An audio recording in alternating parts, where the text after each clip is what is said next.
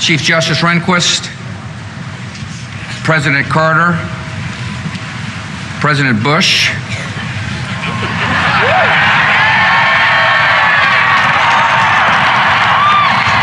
President Clinton, distinguished guests, and my fellow citizens.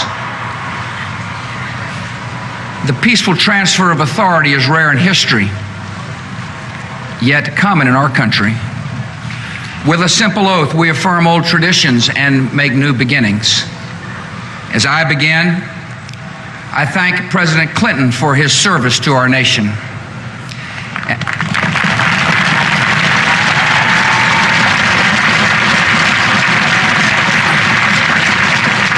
I thank Vice President Gore for a contest conducted with spirit and ended with grace.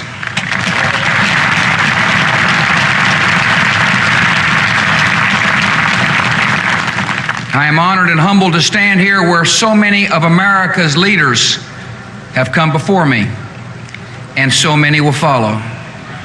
We have a place, all of us, in a long story, a story we continue, but whose end we will not see.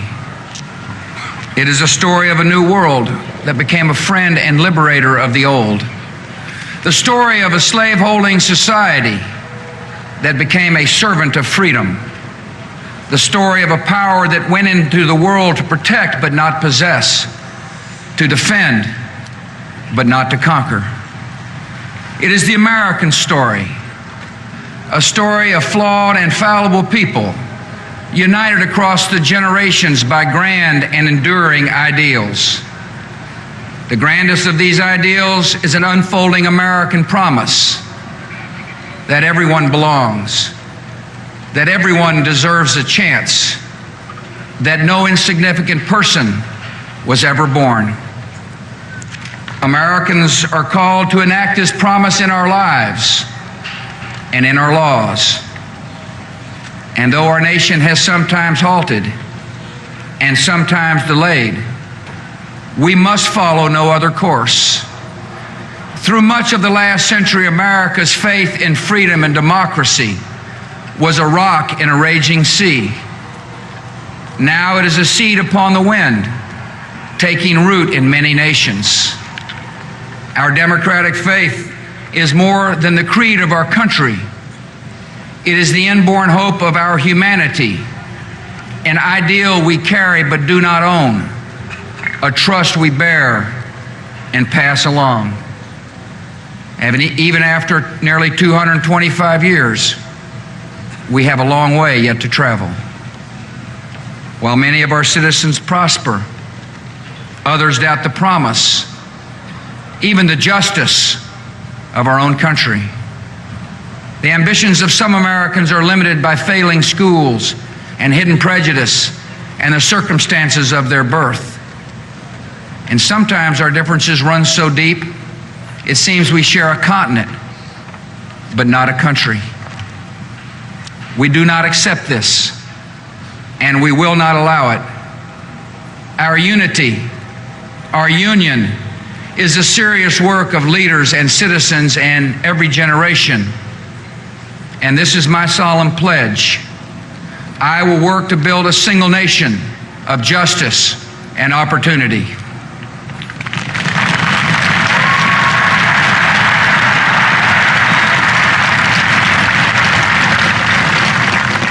I know this was in our reach because we are guided by a power larger than ourselves, who creates us equal in His image. And we are confident in principles that unite and lead us onward. America has never been united by blood or birth or soil. We are bound by ideals that move us beyond our backgrounds, lift us above our interests, and teach us what it means to be citizens. Every child must be taught these principles. Every citizen must uphold them. And every immigrant, by embracing these ideals, makes our country more, not less, American. Today,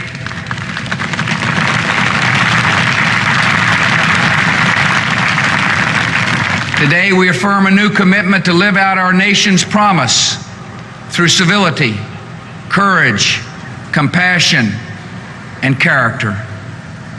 America at its best matches a commitment to principle with a concern for civility. A civil society demands from each of us goodwill and respect, fair dealing, and forgiveness.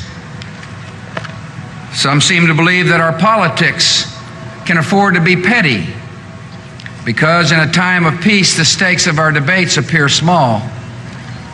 But the stakes for America are never small. If our country does not lead the cause of freedom, it will not be led. If we do not turn the hearts of children toward knowledge and character, we will lose their gifts and undermine their idealism. If we permit our economy to drift and decline, the vulnerable will suffer most. We must live up to the calling we share.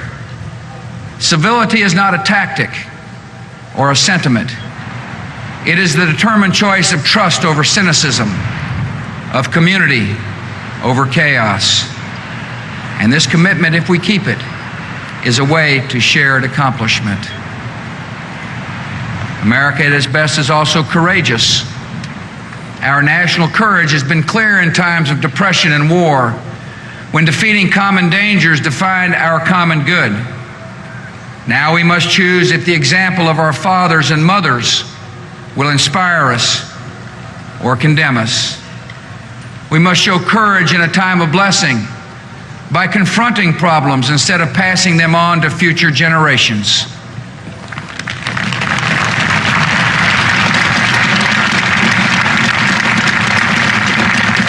Together we will reclaim America's schools before ignorance and apathy claim more young lives. We will reform Social Security and Medicare, sparing our children from struggles we have the power to prevent. And we will reduce taxes to recover the momentum of our economy and reward the effort and enterprise of working Americans. We will build our defenses beyond challenge, lest weakness invite challenge.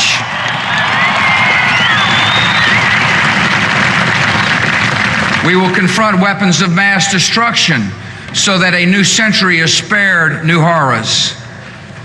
The enemies of liberty in our country should make no mistake. America remains engaged in the world by history and by choice, shaping a balance of power that favors freedom. We will defend our allies and our interests. We will show purpose without arrogance. We will meet aggression and bad faith with resolve and strength. And to all nations, we will speak for the values that gave our nation birth.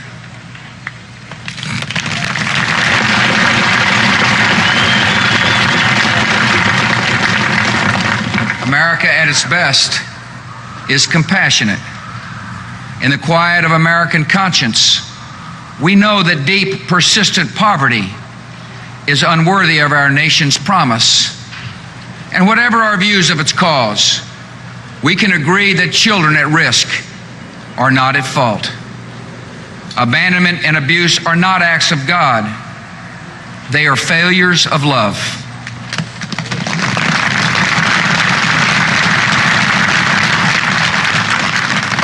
And the proliferation of prisons, however necessary, is no substitute for hope and order in our souls. Where there is suffering, there is duty. Americans in need are not strangers. They are citizens, not problems, but priorities. And all of us are diminished when any are hopeless.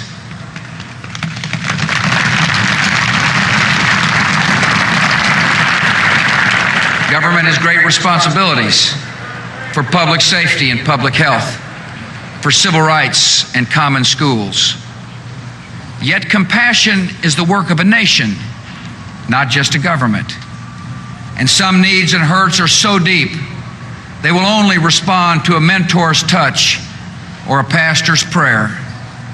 Church and charity, synagogue and mosque lend our communities their humanity, and they will have an honored place in our plans and in our laws.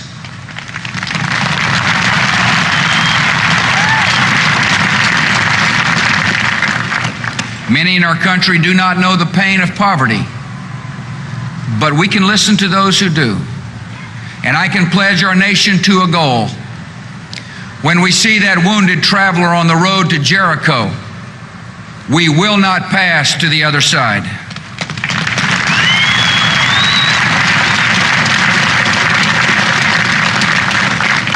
America at its best is a place where personal responsibility is valued and expected. Encouraging responsibility is not a search for scapegoats. It is a call to conscience. And though it requires sacrifice, it brings a deeper fulfillment. We find the fullness of life not only in options, but in commitments. And we find that children and community are the commitments that set us free. Our public interest depends on private character, on civic duty and family bonds and basic fairness, on uncounted, unhonored acts of decency, which give direction to our freedom. Sometimes in life we're called to do great things, but as a saint of our times has said, every day we are called to do small things with great love. The most important tasks of a democracy are done by everyone. I will live and lead by these principles, to advance my convictions with civility, to pursue the public interest with courage, to speak for greater justice and compassion, to call for responsibility and try to live it as well. In all these ways, I will bring the values of our history to the care of our times. What you do is as important as anything government does. I ask you to seek a common good beyond your comfort, to defend needed reforms against easy attacks, to serve your nation beginning with your neighbor. I ask you to be citizens, citizens not spectators, citizens not subjects, responsible citizens building communities of service and a nation of character.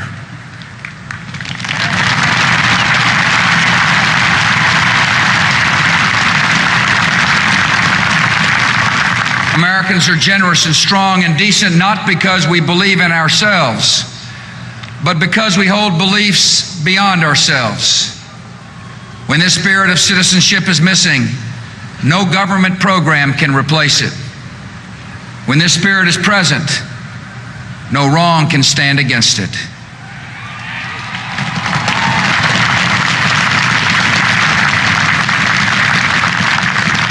After the Declaration of Independence was signed, Virginia statesman John Page wrote to Thomas Jefferson, "We know the race is not to the swift, nor the battle to the strong. Do you not think an angel rides in the whirlwind and directs this storm?" Much time has passed since Jefferson arrived for his inauguration. The years and changes accumulate, but the themes of this day he would know. Our nation's grand story of courage and its simple dream of dignity. We are not this story's author, who fills time and eternity with his purpose. Yet his purpose is achieved in our duty, and our duty is fulfilled in service to one another. Never tiring, never yielding, never finishing, we renew that purpose today to make our country more just and generous, to affirm the dignity of our lives and every life. This work continues. The story goes on, and an angel still rides in the whirlwind and directs this storm. God bless you all, and God bless America.